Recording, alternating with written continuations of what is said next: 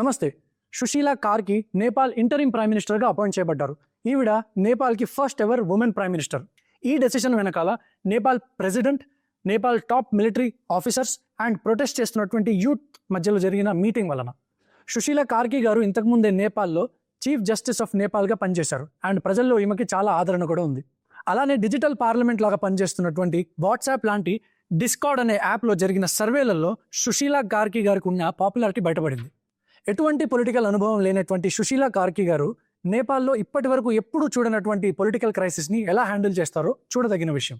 ఇంతకుముందు నేపాల్ ప్రైమ్ మినిస్టర్గా ఉన్నటువంటి కేపీ శర్మ ఓలీ గారు ఇండియాకి అంత అనుకూలంగా ఉండేవారు కాదు.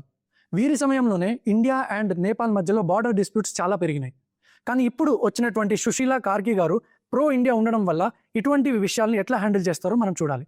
Corruption, unemployment and ideological differences వల్ల ఉద్భవించిన ఈ జెన్జీ ఉద్యమం నేపాల్ని ఒక కొత్త ఆధునిక దేశంగా మార్చేందుకు ఒక అవకాశం. ఇటువంటి అనాలిసిస్ కోసం సబ్స్క్రైబ్ చేయండి అభ్యాస్ ఐఏఎస్ యూట్యూబ్ ఛానల్.